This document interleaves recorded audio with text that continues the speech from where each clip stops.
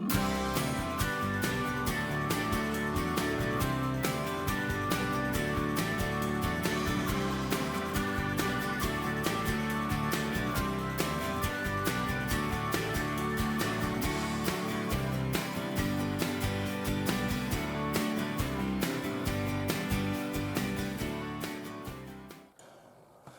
good morning and a very warm welcome back to another week on my allotment.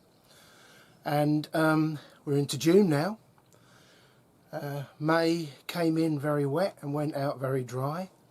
And I think that's the theme of today is I've got a lot of watering to do. And watering is a difficult subject. I think this is my 8th summer on the plot.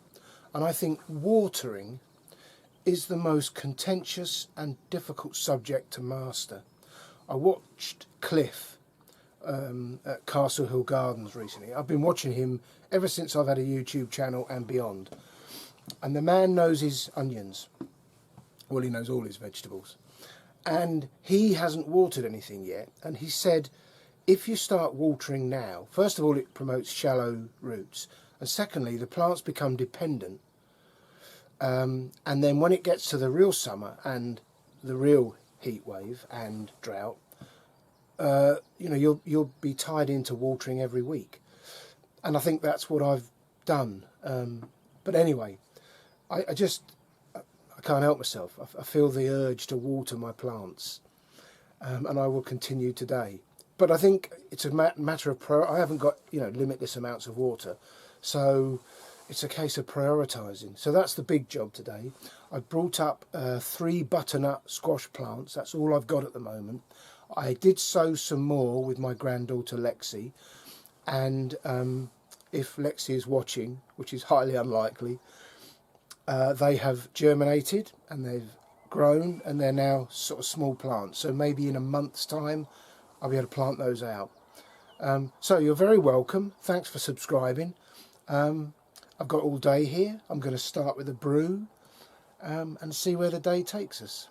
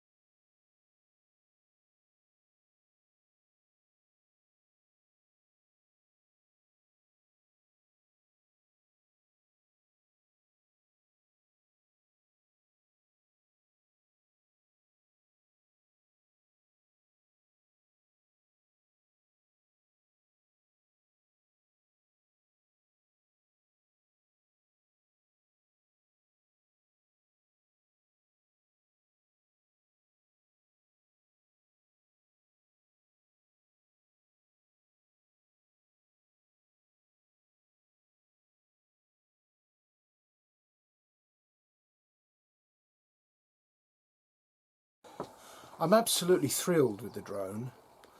I have to say it makes me very nervous flying it. And that is due to the first experience Carl and I had flying it on a campsite in the New Forest. And Carl will know what I mean. But I'm always nervous flying it. And you've got 23 minutes battery life, and I've got 2 batteries. And you'd think 23 minutes is sufficient. And it has a facility that when the battery life gets low, it returns to home So the theory being, if I've got it up and the battery life is insufficient to carry on, it will go back to where it started. It doesn't have any way of detecting if there's anything in the way between it and going home, which is another risk. But yeah, I'm always nervous flying it, but it's very, very early days, and I haven't been able to fly it recently because of the strong winds we've had. So I'm learning as I go, and it doesn't have stabilisation, so it does shake about a bit. But yeah, I'm learning. But it's another way of looking at the allotment, isn't it? This is the one of 4 tubs at the back of the plot, and you can see I've been very successful with parsnip seedlings. Well, they were all sown the same, but I thought that was the only successful one. However, over a month after they were chitted and put in the ground, you may be able to make out the merest hint. And I was so desperate, I sowed them in little clusters of 3. And they've come up. I've got ants in this one. Yeah, they're all the way around it. So I've got a little bit of thinning out to do there, but I'm really pleased with that. I thought we were going to have a fairly lean parsnip harvest this year, but it would appear that patience is a virtue. People have been telling me that for 60 years. I've never believed it, but there may be something in it. Happy days. Well, raspberries have never grown successfully on my main plot, but this one plant at the back is my sole source of raspberries. That may not be true this year. I have planted a few of the runners in odd places, but it's looking very heavily laden. Very young at the moment. Some in fact are still flowers, but it's looking good for the year ahead. I think the advantage of this one is it's got a sort of a berm. Because of the floodwaters that come down the hill in the winter, I've built up a bank around it and I water into that. I don't do it very often, but when I do, the water is obviously captured, and that's, I'm assuming, a runner from it, which I shall leave and see what happens. Here's my storage area, and then there is a loganberry I bought, not sure if it was last year or the year before. I think it was last year, early last year. So I've never had any fruit off it. And it's being bullied by these blackberries, but I do love these I love blackberries themselves, and I love the plants. The flowers are spectacular, and it looks like a good crop will be had this year. In fact, this is one of the runners that came off that raspberry plant, and I put it here, I think not last year, the year before. Didn't get anything off it last year. It was establishing roots, but this year there are raspberries on it. Hurrah! The pond is looking lovely. When it was in the other spot over there, I was never really able to keep on top of the weeds. But this year, with the pond in its new location, I'm able to do it fairly easily. And I had a bit of luck this week. Gone. One of my customers has had some new decking put in, and they took up some slabs. It's usually the other way around, isn't it? Anyway, she said, would you mind lifting those into my skip for me, because they're a bit heavy. I said, well, I'll tell you what, I'll walk them a little bit further and put them in the back of my van if you want. She couldn't believe it. She said, are you sure you want those old slabs? I says, yes, says I. Anyway, I didn't move the picnic table. I managed to use a long wooden piece of wood and lever each seat up and slide the slabs underneath. Let me tell you, those slabs are at the limit of my ability to lift, and that was a lot of grunting. I obviously didn't have the camera with me at the time. I wouldn't have filmed it. But I'm really thrilled. That means we've got hard standing under the picnic table. Very happy. And the zinnias there are doing fairly well. Coming on slowly. Sweet peas are doing well. Finally come good. Really pleased with them. They are a beautiful plant. And we went down to my mum and dad's at the weekend, did a few jobs for them, and she left a comment on the last video saying how jealous she was of Cheryl getting these sweet peas. So she got a jam jar full, which goes to show leaving comments on my channel is well worth it. And the cut flower bed is moving on apace. In fact, I'm happy to report I officially have my first flower on the cut the cut flower bed. Unfortunately, it's a nasturtium, which is hardly a cut flower, but I'm really optimistic for how this is going to develop over the summer. I'd like to thank John for watering these plants while I was away at the weekend. Obviously a dahlia, got some pinks, and then climbing and dwarf French beans, and then some zinnias, more cosmos, and some more zinnias, and then there's 2 peppers there. And then this obviously is a squash of some sort, but I don't know what it was. It was self-seeded in one of the beds. I'll probably chuck it away, to be honest. I've just not got any space. Well, this little tub of large strawberries is holding promises of great things. Oh, look at that. And I try to lift them off the soil and hang them over the edge, otherwise the blooming slugs nibble them. And I've got all these runners which I'm going to somehow get to pots, because this is, I don't know what variety it is, but they're huge strawberries and they're fantastic. Well, you can see I've been busy, and I've put some real bucketfuls of water down there. This is Sarpomira main crop, blight resistant, and they were planted on the 20th of April. Another row of Sarpomira planted on the 17th of May, and today the 3rd and final round in this bed are going in there. Tomatoes are looking good. I've watered them this morning, and then later today I'll have to get in amongst them and take out the side shoots, see if any more need tying in. But yeah, they're looking good. We've had strong winds now for about 2 weeks, and unusually they're easterlies. So I've got no protection, because my whole allotment is set up to protect myself from westerlies. Anyway, the string wasn't cutting it. Or actually, the string was cutting it. It was cutting the plants. So I had this old polypropylene rope in the tool shed, and I've used that, and that seems to have done the job, although the wind is a little bit less today. Well, I'm sure, like you, I watch quite a few other allotment YouTube channels, and I'm always impressed at the planning resources people use. You know, a lot of people are very competent with computer systems, Excel spreadsheets and all that malarkey, and people put photographs of crops and then the date they sowed, and they project when they'll be, you know, all sort, you know, the sort of thing. It's never really been my way. I'm a pen and pencil kind of guy, and I have endeavoured through my allotment learning process to improve and to challenge myself. You've seen, I mean, first of all, using a camera, then managing to get it onto YouTube, create a channel. That was a challenge for me. Now the latest thing has been the drone with a micro SD card. Didn't know what one of those was until recently. I do have an excellent planning resource in my son-in-law Carl, because he explains it all to me. But you know, I'm slowly coming into the 21st century, so I thought I'd do the same with my planning.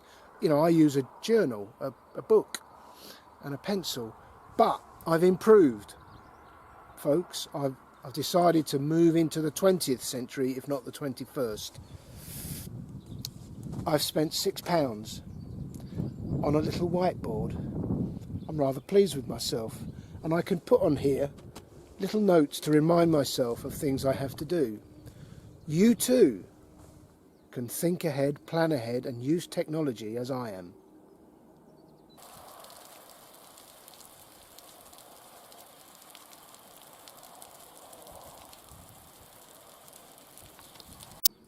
Well, this green courgette, green bush. I have my first courgette forming. Happy with that. Not sure if you'll see that through the EnviroMesh, but I've also got Calabrese heads developing very nicely. And an update on the celery. So far so good. Definitely growing. No sign of slug damage. I've shown you before, but this is Cucumber La Diva. These were sown on the 9th of April. My experience is that no matter how thoroughly you harden plants off, when you transplant them to the ground, it's a brand new environment, and they pause and they have a little bit of shock, and then they establish, and then they get away. These have just about finished the shock and pause bit, and I can see signs of growth. I'll be able to tie them into the canes soon, but looking forward to seeing how they do outdoors. Well, finally, it's been in nearly, what is it, 2 or 3 years, I don't know. This kiwi is now showing growth. It's sort of been dormant and static for a year or two, and I was a bit worried, but and I know it takes a while for them to fruit, you know, up to 3 years perhaps, and there's no sign of any fruit, but it is growing, and that's a relief.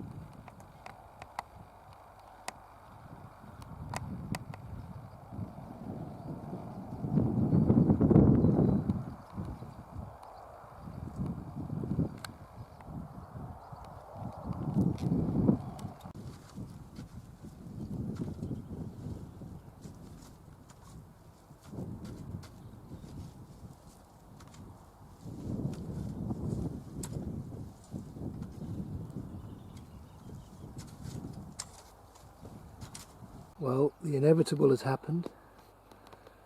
I've been watering them, and I'm not, you know, I think they bolt because of stress. So the watering hasn't done the job, but the autumn sown onions are all starting to bolt.